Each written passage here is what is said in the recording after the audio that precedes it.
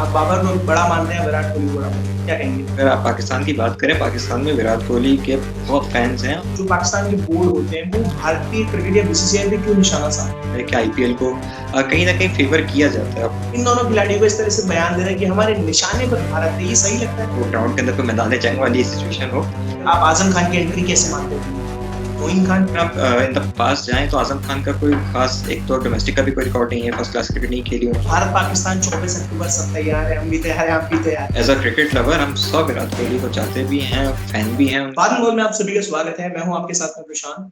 कुछ समय बाद भारत और पाकिस्तान का मैच होने वाला है T20 वर्ल्ड कप, और ये सबसे ज्यादा देखे जाने वाला मैच है। इसी को लेकर हमारे साथ पाकिस्तान से स्पोर्ट्स जर्नलिस्ट वजाद काज़मी जी जुड़ चुके हैं। वजाद भाई, सबसे पहले तो बहुत बहुत स्वागत है आपका बाद में बॉल में और भारत के लोगों की तरफ से। Thank you for having me on the show.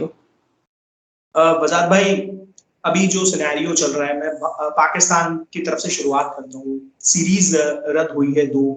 वजाद भाई, मैंने देखा है कि ये पास रहा है कि कुछ भी ऐसा होता है तो आखिर जो पाकिस्तान के बोर्ड होते हैं वो भारतीय क्रिकेट या बीसीसीआई पे क्यों निशाना साधते हैं? इशू ये है कि क्योंकि पहले भी हमने देखा है बिग 3 का इशू क्रिएट हुआ था। फिर obviously IPL is an issue. कुछ लगता है ऑब्वियसली कि जब आप आईसीसी के अंदर जाते हैं, फ्यूचर टूर प्रोग्राम्स को इस तरीके से बनाया जाता है कि आईपीएल को कहीं ना कहीं फेवर किया जाता है। वो कोई माने या ना माने इस बात को, तो ऑब्वियसली क्योंकि इतनी फंडिंग है उसके अंदर, खिलाड़ी खुद भी खेलना चाहते हैं क्योंकि obviously they are getting the money, उनका तो ब्रेड एंड बटर क्रिकेट है। अगर आईपीएल उनको पैसे दे रही है तो ऑब्वियसली वो फिर उसको खेलना भी चाहेंगे, तो एक प्रेशर बनता है आईसीसी के ऊपर। अब बाकी लीग्स हो गई, उनको उस तरीके का फेवर नहीं दिया जाता। फिर इसी इसी पूरे आईपीएल के सिनेरियो को अगर आप देखें तो उसके साथ जो फ्यूचर टूर प्रोग्राम बनते हैं वो उसी से रिलेटेड बनते हैं। तो इसलिए सिर्फ पाकिस्तान क्रिकेट बोर्ड का नहीं, श्रीलंकन क्रिकेट बोर्ड हो गया और अभी कुछ क्रिकेट बोर्ड्स हैं, उनको भी इस चीज़ को लेकर जो है वो कुछ इश्यूज रहे हैं कि जब इंग्लैंड ने, ऑस्ट्रेलिया ने, इंडिया ने बिग 3 की बात की थी तो इनको रिजर्वेशंस थे, इसलिए पाकिस्तान जो है वो इसीलिए बात करता है। अदरवाइज बीसीसीआई के ट्रेजरर का स्टेटमेंट भी आया था अभी रिसेंटली। रमीश राजा को उन्होंने विश भी किए हैं, बेस्ट विशेस उन्होंने भेजी हैं for his tenure as PCB chairman. तो अब देखना यह है कि किस तरीके से, क्योंकि Ramiz Raja is highly capable and qualified, कि वो एक अच्छे डिप्लोमेटिक रिलेशन जो है वो बीसीसीआई के साथ दोबारा से रीस्टार्ट कर सकें। लेकिन अब देखना यह कि क्योंकि गवर्नमेंट के इश्यूज हैं, कुछ पाकिस्तान इंडिया के अपने मसले हैं जो लॉन्ग आउटस्टैंडिंग इश्यूज हैं, रिजॉल्व नहीं हो रहे, तो किस तरीके से जो है वो अब गवर्नमेंट अलाउ करती है दोनों बोर्ड्स को या नहीं करती। वजाद भाई, रमीश राजा और शोएब अख्तर जी को मैंने सुना, उन्होंने कहा था कि पहले उनके निशाने पे भारत था, अब न्यूजीलैंड और इंग्लैंड है T20 वर्ल्ड कप पे, तो ये जिम्मेदार हैं, दोनों इतने बड़े नाम हैं। इन दोनों खिलाड़ियों को इस तरह से बयान दे रहे हैं कि हमारे निशाने पर भारत है, ये सही लगता है आपको? हाँ, इट्स बेसिकली क्योंकि ऑब्वियसली देखें, क्रिकेट का वर्ल्ड कप है, बड़ा इवेंट है, मेगा इवेंट है आईसीसी का। और फिर दोनों पाकिस्तान इंडिया की एक राइवलरी रही हमेशा से, वो चाहे एक फ्रेंडली एनवायरनमेंट हो या नहीं हो, क्योंकि outside the ground, outside the field हमें पता है कि पाकिस्तानी क्रिकेटर्स की, इंडियन क्रिकेटर्स की आपस में बड़ी अच्छी दोस्ती है। उसकी रिसेंट एग्जांपल मैं आपको दूंगा। इंजमाम उल हक को अभी एक हार्ट की प्रॉब्लम हुई थी, उनकी एंजियोप्लास्टी हुई लाहौर में। तो उसके बाद इंडिया से जो है वो सचिन तेंदुलकर से लेकर कई पुराने नए क्रिकेटर्स के जो है वो उनके लिए वेल विशेस आई थी इंडिया की तरफ से। तो वो एक, आपको पता है कि सिनेरियो इस तरीके का नहीं है कि आप जो है वो ग्राउंड के अंदर कोई मैदान जंग वाली सिचुएशन हो। लेकिन ऑब्वियसली क्राउड को एक्साइट करने के लिए, ऑब्वियसली एक कमर्शियल स्पोर्ट है, तो इस तरीके के अल्फाज खासतौर पे सब कॉन्टिनेंट में इसलिए यूज होते हैं क्योंकि इट सेल्स। जो चीज बिकती है वो चीज आप, वो अल्फाज आप इस्तेमाल करते हैं। रहने के लिए इन सब अल्फाजों का इस्तेमाल किया जाता है। बिल्कुल। और अब जो है वो, क्योंकि न्यूजीलैंड और इंग्लैंड ने पाकिस्तान क्रिकेट को नुकसान पहुंचाया है, तो इसलिए जो है वो अब इस किस्म के अल्फाज और एक चार्ज अप जो है ना वो क्राउड को किया जा रहा है, ताकि ऑब्वियसली वो मैच को उस दिन एंजॉय करें, व्यूअरशिप बढ़ेगी, लोग ब्रॉडकास्ट बैठ के देखेंगे। क्योंकि जिसने अगर न्यूजीलैंड के साथ मैच नहीं भी देखना था, तो अब वो बैठ के देखेगा कि नहीं, आज कुछ बड़ा होने वाला है। बिल्कुल। वजाद भाई, एक चीज और मैंने देखा है कि बहुत ज्यादा बातचीत चल रही है, 10 अक्टूबर आने वाला है, टीम में बदलाव, आजम खान, मोहम्मद हसनैन, कुछ ऐसे नाम है जिनको शायद नहीं चाहते और क्रिटिसाइज किया गया, सबसे ज्यादा आजम खान को लेकर। तो मैं आपसे एक शॉर्ट में जानना चाहूंगा, ये सही है किसी प्लेयर को आप पहले ले रहे हैं टीम में फिर उसको बाहर निकाल दे रहे हैं, या फिर आप आजम खान की एंट्री कैसे मानते हैं टीम में? मोइन खान। देखें, काफ़ी सारे रिजर्वेशंस हैं लोगों को यहाँ पर, चाहे वो क्रिकेट बोर्ड के अंदर हो, फिर स्पोर्ट्स कम्युनिटी हो गई, स्पेशली क्रिकेट की, फिर ऑब्वियसली फैंस की अपनी एक राय होती है, एक सजेशन होती है, तो उस पे लेकर काफ़ी, क्योंकि अगर आप इन द पास्ट जाएँ तो आज़म खान का कोई ख़ास, एक तो डोमेस्टिक का भी कोई रिकॉर्ड नहीं है, फर्स्ट क्लास क्रिकेट नहीं खेली उन्होंने, टी20 लीग्स खेली हैं, लेकिन उसमें भी कोई उनका एक्सपीरियंस या उन्होंने बहुत ज़्यादा रन्स स्कोर नहीं किए। ऑब्वियसली 1-2 मैच, 3 मैच में अगर कोई परफ़ॉर्म कर देता है तो दैट डज़ नॉट मीन कि उसको हम नेशनल टीम के अंदर ले आएँ। Yes, he is a power hitter, लेकिन हमें टीम के अंदर कुछ ऐसे प्लेयर्स की भी ज़रूरत है जो एक एंड को सँभालें, एक एंड से जो है वो कैरी करें। अगर हम मिडल ऑर्डर के अंदर चारों पाँचों स्लॉगर्स को डाल देंगे तो फिर एक-एक करके अगर वो आउट हो गए तो फिर इनिंग्स कौन सँभालेगा? इसीलिए ये बात चल रही है कि यहाँ पे हमें शोएब मलिक की ज़रूरत है, मोहम्मद हफीज़ की ज़रूरत है। बीच में या फिर सरफराज अहमद की एंट्री हो कहीं, ताकि बीच में इनिंग्स में अगर कहीं विकेटें गिर जाती हैं तो कोई एक एंड को एटलीस्ट सँभाल के स्ट्राइक रोटेट करता रहे।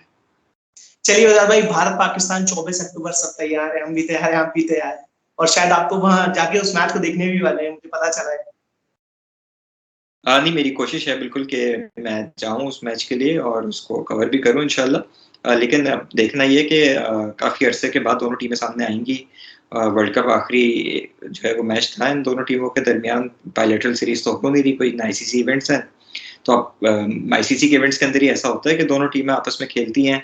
लीग के अंदर भी हम नहीं देखते कि इंडिया पाकिस्तान के क्रिकेटर्स जो हैं वो आपस में खेल रहे हों। तो ऑब्वियसली एक दोनों कंट्रीज़ के लिए एक बड़ा अच्छा एक्साइटिंग डे होता है जिस दिन पाकिस्तान इंडिया का मैच होता है। Looking forward to a very good game, अच्छी क्रिकेट हो और may the best team win. वज़ार भाई, एक आपका बिज़ी शेड्यूल है तो आखिरी एक सवाल मैं ले लेता हूँ आपसे। 5 मुझे ऐसे पॉइंट्स बता दीजिए, फिर मैं भी बताऊँगा कि क्यों पाकिस्तान भारत को हरा सकता है टी20 world cup. It's kinda hard, क्योंकि अभी इस वक़्त जो हमारी टीम की सिचुएशन है, ऑब्वियसली बाबर आज़म हो गए, मोहम्मद रिज़वान हो गए, and they are playing wonderfully. कल भी बाबर आज़म ने यहाँ पे हमारा डोमेस्टिक का नेशनल टी20 कप इस वक़्त पाकिस्तान में चल रहा है और बाबर आज़म ने कल सेंचुरी स्कोर की है, and hopefully he is about to become the fastest batsman to 7,000 runs in टी20। तो अब देखना ये है कि अगर बाबर आज़म, मोहम्मद रिज़वान चल जाते हैं तो एक प्लस पॉइंट है। फिर अगर सेकंड नंबर पे मैं आपसे बात करूँ तो शाहीन शाह अफरीदी जो है वो एक बड़े ज़बरदस्त फॉर्म में है। आपने देखा है कि पाकिस्तान के बॉलिंग अटैक को वो लीड भी कर रहे हैं। मोहम्मद आमिर की जब से वो टीम से बाहर हुआ उसके बाद से शाहीन शाह अफरीदी जो है वो स्पीयरहेड कर रहे हैं पेस डिपार्टमेंट को। और इसके अलावा फिर देखें तो इट्स टू अर्ली टू से, क्योंकि अभी ऑब्वियसली इस चीज़ के ऊपर काम हुआ नहीं है, लेकिन मैथ्यू हेडन और फिलेंडर को लेकर आया जा रहा है एज़ कंसल्टेंट कोचेस पाकिस्तान में। तो हेडन को जिस तरीके से हम जानते हैं, he is an aggressive opener, बहुत ज़बरदस्त क्रिकेट खेली उन्होंने अपने टाइम पे। तो उनका ड्रेसिंग रूम के अंदर होना एक बहुत पॉजिटिव इम्पैक्ट खिलाड़ियों के माइंडसेट के ऊपर ला सकता है, क्योंकि at the end of the day आप अगर क्रिटिसाइज़ करते भी हैं, चाहे आज़म हो, शोएब मकसूद हो गए, खुशदिल शाह हो गए या आसिफ अली हो गए, लेकिन at the end of the day हैं तो वो प्रोफेशनल क्रिकेटर्स। ऑब्वियसली उनकी कोई ना कोई परफॉर्मेंस रही है जब भी वो यहाँ तक पहुँचे इस मुकाम तक। तो अब देखना ये है कि अगर उनको सही से मेंटोर किया जाता है, क्योंकि टी20 क्रिकेट इज़ अबाउट कि आपको किस तरीके से जो है वो माइंडसेट को डेवलप किया जाता है, कितना आप कॉन्फिडेंस के साथ खेलते हैं, क्योंकि 20 ओवर ही है आपके पास, अनलाइक टेस्ट क्रिकेट जहाँ आपने स्टे करना होता है। तो अब देखना ये है कि उनकी मौजूदगी जो है वो कितना एक पॉजिटिव इम्पैक्ट लेकर आती है। फिर इसके अलावा हम बात करें तो फील्डिंग जो है वो एक प्लस पॉइंट हो सकता है पाकिस्तान के लिए। द रीसेंट टाइम्स आपने देखा होगा कि क्योंकि यंगस्टर्स आए हैं बहुत सारे, और जब से वो आए हैं तब से फील्डिंग का जो लेवल है पाकिस्तान का, एक हमेशा से कंप्लेन रही थी कि कैचेस ड्रॉप हो जाते हैं, स्पेशली स्लिप पे हो गया या इनसाइड द सर्कल हो गया। तो अब क्योंकि जब से यंगस्टर्स आए हैं तब से सिचुएशन थोड़ी-सी बेहतर हो गई है। वो बड़े ज़बरदस्त एथलीट्स हैं और फील्डिंग जो है वो अच्छी करते हैं। और 5वीं में अगर बात करूँ तो वो पाकिस्तान का सरप्राइज़ एलिमेंट है जो हमेशा क्रिटिसाइज़ कर रहा होता है पाकिस्तान को, बहुत बुरी क्रिकेट खेल रहा होता है और अचानक से जो है वो ओपोनेंट को सरप्राइज़ करके मैच जीत जाते हैं और अपसेट कर देते हैं। तो अब ये 5 पॉइंट्स हैं जो मैं देख रहा हूँ और होपफुली देखते हैं किस तरीके से जो है वो सिचुएशन बनती है मैच वाले दिन। बिल्कुल, एक 30 सेकंड का मैं आपसे रिएक्शन चाहूँगा। बाबर आज़म, विराट कोहली, ये कंपैरिज़न करना सही है? आप बाबर को बड़ा मानते हैं, विराट कोहली को बड़ा मानते हैं, क्या कहेंगे? देखिए दोनों बड़े क्रिकेटर्स हैं। अगर आप पाकिस्तान की बात करें, पाकिस्तान में विराट कोहली के बहुत फैन्स हैं और एज़ अ क्रिकेट लवर हम सब विराट कोहली को चाहते भी हैं, फैन भी हैं उनके और वेल विशर्स भी हैं कि वो परफ़ॉर्म करें। साथ ही साथ तो ये कंपैरिज़न एक्चुअली बनता नहीं है। मैं हमेशा इस चीज़ के अगेंस्ट हूँ कि पाकिस्तान में अक्सर ये कहा जाता है बाबर आज़म इज़ पाकिस्तान्स विराट कोहली। बाबर आज़म है, विराट कोहली है, व्हाई कंपेयर? दोनों की अपनी क्लास है, दोनों की अपनी परफॉर्मेंसेस हैं, अपने रिकॉर्ड्स हैं। दोनों ने बहुत कुछ अचीव किया अपने करियर में। विराट कोहली ऑब्वियसली सीनियर हैं और उनके पास जो है वो ज़्यादा इस वक़्त उनकी क्रेडिबिलिटी और उनके स्टैटिस्टिक्स जो हैं वो ज़्यादा नंबर्स के हैं। तो फिर अब देखना ये है कि जब बाबर आज़म उतने मैचेस खेल लेंगे तो उनकी परफॉर्मेंस उस वक़्त तक किस तरीके से रहती है। लेकिन अभी तक obviously he is performing really well. तो दोनों जो हैं वो बड़े ज़बरदस्त क्रिकेटर्स हैं और कोई कंपैरिज़न मेरे ख्याल से बनता नहीं है दोनों का। बिल्कुल वज़ाद भाई, थैंक यू सो मच। मैंने सिर्फ बोला था आपके 10 मिनट लूँगा, मैंने 10 मिनट लिए, इससे ज़्यादा नहीं लिए। No problem. Thank you so much, आपने बात करी और ऐसे ही क्रिकेट को लेकर चीज़ें बेहतर होती रहें, हम तो यही चाहते हैं। कोई किसी के खिलाफ बिल्कुल, नहीं। Definitely. Thank you so much.